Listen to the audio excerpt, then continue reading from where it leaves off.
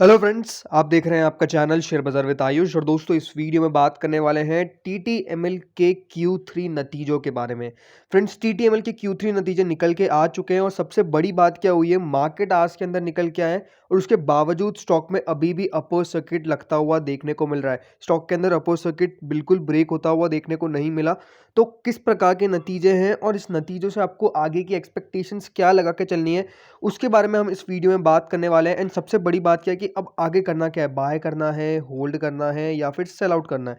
तो वीडियो को पूरा जरूर देखिएगा दोस्तों। चैनल से पहली बार अगर आप जुड़े हो तो चैनल को जरूर सब्सक्राइब कर लीजिएगा। अगर आपको ये वीडियो बढ़िया लगे तो वीडियो को लाइक करके आप जरूर जाइएगा। तो दोस्तों, देखिए टीटीएमएल के रिजल्ट्स पर हम आ चुके हैं। इंपॉर्टेंट क्या है? इंपॉर्टेंट है कि दोस्तों, कंपनी के लिए कुछ भी नेगेटिव निकल के ना आए। याद रखिएगा, इस कंपनी के लिए ये ज़रूरी नहीं कि कंपनी प्रॉफिट रिपोर्ट करे। कंपनी के लिए ज़रूरी ये है कि कुछ नेगेटिव रिपोर्ट ना करे। नेगेटिव इन द सेंस कि देखिए, कंपनी का रेवेन्यू बहुत ज़्यादा ना गिर जाए। कंपनी का रेवेन्यू के साथ साथ कंपनी का जो यहाँ पे लॉस आने वाला है, बिकॉज प्रॉफिट की उम्मीद तो देखिए मैंने आपको पहले भी कह रखा है कि आपको नहीं लगा के चलनी है। कंपनी का लॉस कम हो जाए थोड़ा थोड़ा करके, तो ये कंपनी के लिए पॉजिटिव रहता है। तो इसके लिए क्या है कि no negative is only the biggest positive. और वही दोस्तों इस नतीजों में आता हुआ देखने को मिला है। अब सबसे पहले देखिए, बारीकी से हम कंपनी के रेवेन्यू के बारे में समझते हैं कि कितना रेवेन्यू आता हुआ देखने को मिला है। नंबर्स जो है वो सारे करोड़ में है। तो देखिए, पिछले क्वार्टर में करीबन कंपनी ने 278 करोड़ का रेवेन्यू रिपोर्ट किया था, जो इस बार देखिए बढ़ के करीबन 284 करोड़ पे आता हुआ देखने को मिला है। यानी 6 करोड़ के आसपास का आपको देखिए इंक्रीज आता हुआ देखने को मिला है। कोई बहुत बड़ा इंक्रीज नहीं है, बट जैसे मैंने कहा कि कुछ यहाँ पे नेगेटिव भी नहीं है। पिछले क्वार्टर से कंपेयर करें तो देखिए 268 करोड़ का कंपनी की तरफ से रेवेन्यू पोस्ट किया गया था। इस बार वो बढ़ के 284 करोड़ पे आता हुआ देखने को मिला है। यहाँ पर भी अगर आप देखेंगे तो वहाँ कोई इतना बड़ा गैप नहीं है, बट ऑलमोस्ट 16 करोड़ के आसपास हम कह सकते हैं कि कंपनी का यहाँ पर रेवेन्यू इंक्रीज होता हुआ आपको देखने को मिल रहा है। टोटल इनकम के बारे में बात करते तो देखिए करीबन 280 करोड़ के आसपास रिपोर्ट की थी पिछले साल, जो इस बार बढ़ के करीबन 285.97 करोड़ पे आती हुई देखने को मिली है। पिछले क्वार्टर में 271 करोड़ रह गई थी जो इनकम, वो इस बार करीबन 285 करोड़ के आसपास आती हुई देखने को मिली है। तो ये बात समझिए कि कंपनी ने रेवेन्यू के टर्म्स में Q on Q and Y O Y में दोनों में देखिए बढ़ोतरी दिखाई है। दोनों कंपनी के यहाँ पे बढ़ते हुए देखने को मिले। इनकम भी बढ़ती हुई देखने को मिली जो टोटल होती है, प्लस कंपनी का रेवेन्यू भी यहाँ पर बढ़ती हुई देखने को मिल रहा है। तो ये अच्छी बात है। और सबसे बड़ी बात क्या कि देखिए, कोई अदर इनकम में कुछ बढ़ोतरी आपको यहाँ पर बड़ी देखने को नहीं मिली है। अदर इनकम वैसे भी देखिए पिछले क्वार्टर से इस क्वार्टर में कम हुई है। याद रखिएगा, किसी भी कंपनी के लिए अगर कोई अदर इनकम बढ़ती है तो वो खराब संकेत होता है कि कंपनी अपने बिजनेस से ज़्यादा दूसरी चीज़ों से पैसा बना रही है। तो ये हमेशा देखिए नेगेटिव रहता है। और ये यहाँ पे अगर आप देखेंगे तो यहाँ पर कोई बड़ा डिफरेंस आता हुआ देखने को नहीं मिला है। अब आते हैं फ्रेंड्स, सबसे इंपॉर्टेंट जो है कंपनी का loss after tax. Profit after tax नहीं है, बट लॉस आफ्टर टैक्स आपको रहता हुआ देखने को मिलेगा, क्योंकि देखिए जैसे मैंने कहा है कि प्रॉफिट की अभी उम्मीद कंपनी से कोई भी लगा के नहीं चल रहा है। अब देखिए लॉस कितना आता हुआ देखने को मिला है, हम इसके ऊपर नजर डाल लेते हैं। यहाँ देखिए, कंपनी के ऊपर कोई ज़्यादा टैक्स लगता नहीं है, बिकॉज यहाँ पे अगर आप देखेंगे तो जो टैक्स का कॉलम है वो बिल्कुल नील है। अब 297 करोड़ का लॉस था पिछले क्वार्टर में, पिछले साल बेसिकली। ओके, पिछले क्वार्टर में तो 313 करोड़ का था। पिछले साल करीबन 297 करोड़ का दोस्तों कंपनी की तरफ से लॉस पोस्ट किया गया था, जो इस बार बढ़ गया है, करीबन 302 करोड़ पे आता हुआ देखने को मिला है। 297 करोड़ का लॉस बढ़ के 302 करोड़ का होना, ये एक नेगेटिव संकेत है। वो क्योंकि क्या है, साल भर साल कंपनी का जो बिजनेस है वो अगर आप देखेंगे तो लॉस में रहता हुआ देखने को मिला है। साल भर साल कंपनी का लॉस बढ़ता हुआ देखने को मिला है। बट अगर पिछले क्वार्टर से कंपेयर करते तो जो 313 करोड़ का लॉस कंपनी ने रिपोर्ट किया था वो कम होकर 302 करोड़ पे रहता हुआ देखने को मिल गया है।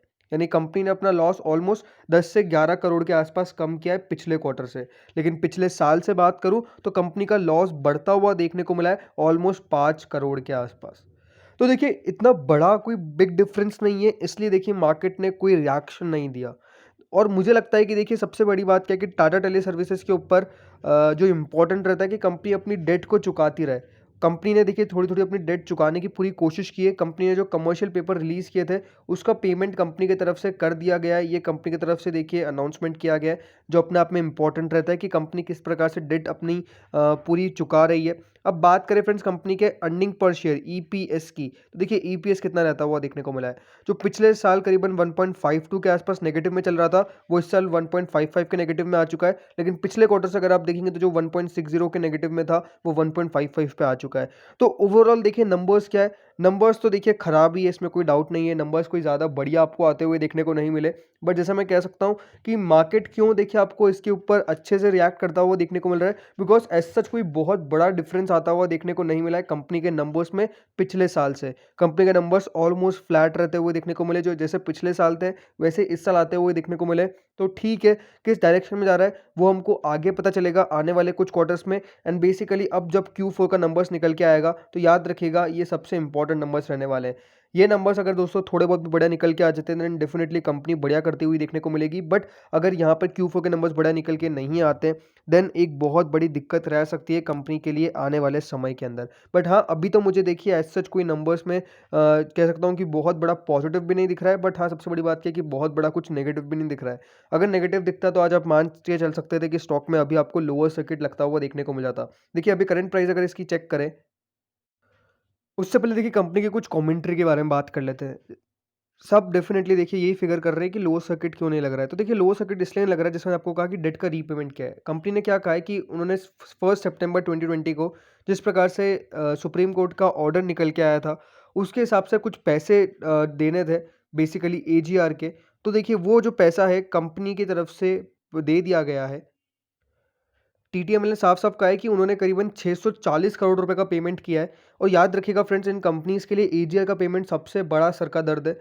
वो पेमेंट अगर करती है तो देखिए बिज़नेस में वो रिफ्लेक्ट नहीं हो पाता है, बिकॉज़ वो सारा कैश चले जाता है। तो ये एक बहुत बड़ा देखिए दिक्कत है, इससे देखिए कंपनी के बिज़नेस आपको बढ़ते हुए देखने को नहीं मिल पाते हैं। बट मैंने जैसा कहा कि ये अपना धीरे-धीरे करके डेट रीपेमेंट करते जाए, उससे देखिए कंपनी का स्टॉक आपको आगे बढ़ता हुआ देखने को मिलेगा, और ये बहुत इंपॉर्टेंट है। यहाँ पे और भी देखिए बहुत कुछ कहा गया है कि देखिए सुप्रीम कोर्ट ने डायरेक्ट किया था कि करीबन ऑपरेटर्स को 10% देना है जो टोटल ड्यूज़ है। तो ऑपरेटर्स इन द सेंस कि देखिए जो डीओटी के थे, उनके हिसाब से उनको पैसा देना था, तो वो देखिए कंपनी की तरफ से दे दिया गया है। और भी बहुत सारी चीज़ें हैं देखिए जो कंपनी की तरफ से की गई है, वो सब कुछ बताया गया है। और यहाँ पे कंपनी ने कहा है कि हमने एक एडिशनल प्रोविज़न बनाया है, जो एलएफ और एसयूसी के करीबन 780 करोड़ का होगा। और भी देखिए जैसे मैंने कहा कि कंपनी की तरफ से बहुत सारी चीज़ों का पे देखिए डेट का रीपेमेंट किया किया गया है। वो काफ़ी इंपॉर्टेंट रहता हुआ देखने को मिलता है, और कंपनी डेट रीपेमेंट कर दे तो देखिए ये बहुत बढ़िया है। अब बात करते हैं फ्रेंड्स स्टॉक के करंट प्राइस के ऊपर। तो दोस्तों अभी बात करें टीटीएमएल के स्टॉक की प्राइस की, तो देखिए ₹180 80 पैसे पे चल रहा है। और जैसे मैंने कहा कि देखिए नंबर्स को 1 घंटे के आसपास हो चुका है, उसके बावजूद देखिए स्टॉक में कोई रिएक्शन नहीं आया। मैं देखिए वेट इसलिए कर रहा था 1 घंटे का, बिकॉज़ मुझे लग रहा था कि देखिए स्टॉक में कोई मूव नहीं आ जाए नेगेटिव।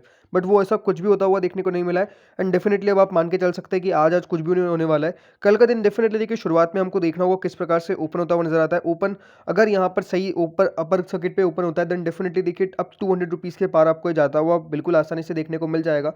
मेरी सलाह क्या है? मेरी सलाह ये है कि जिनके पास है वो होल्ड करके चल सकते हैं। फ्रेश बाइंग डेफिनिटली देखिए इनिशिएट कर सकते हैं। बट आप लोगों को एक सलाह दूँगा कि 1 दिन रुकिए, कल का मार्केट देखने दीजिए, कल का स्टॉक का मूवमेंट देखने दीजिए, बिकॉज़ शुरुआत में क्या करता है वो बहुत इंपॉर्टेंट रहने वाला है।